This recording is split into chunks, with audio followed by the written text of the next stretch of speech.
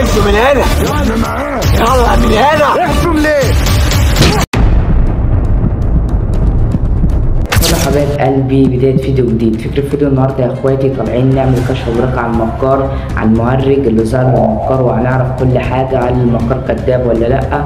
فمن غير رأي كتير يا جدعان يلا بينا. سفاح البشر بعت لي الفيديو دوت. الفيديو ده عباره عن مشكله. كده المكار بيعمل مقدمه وبيقول السفاح بعت الفيديو ده، فاحنا دلوقتي هنعرف مين اللي مصور الفيديو ده.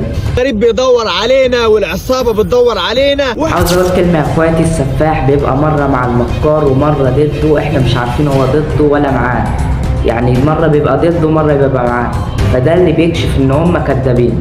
اسمع يا مكار، اسكت يا روح امك.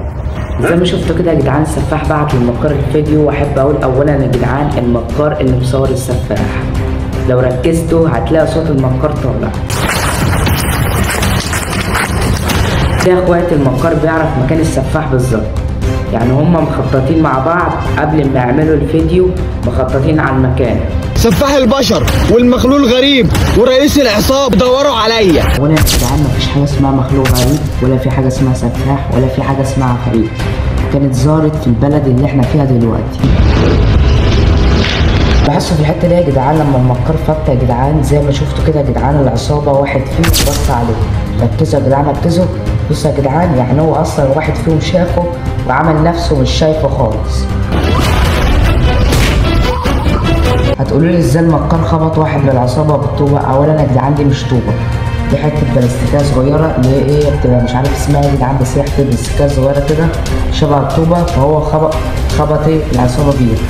هي اصلا مش طوبه يا جدعان. طلع منه الاجابه وتعرف هو مين. هو لازم يتمسك له عصايه. شفتوا كده يا جدعان، اخد المهرج عشان يعمل اللقطه بتاعته بقى ويجيب مشاهدات ويضحك الناس زي ما انتوا عارفين كده يا جدعان.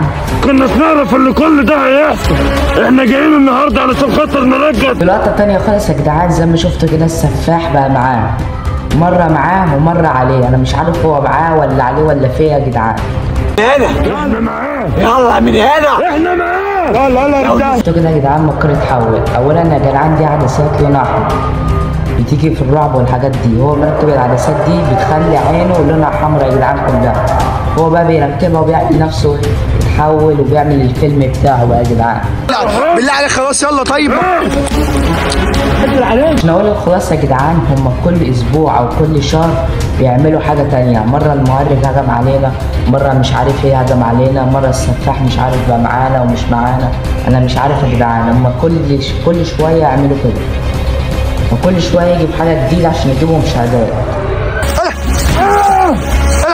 يا جدعان هم اصلا مش بيتضربوا، زي ما شفتوا كده يا جدعان، ده السلطان دخل ضرب السفاح بالعصايه. ركزوا كده يا جدعان ركزوا، بصوا يا جدعان اصلا مش ضربه، ده هو هوشه بالعصايه ما جاتش فيه اصلا.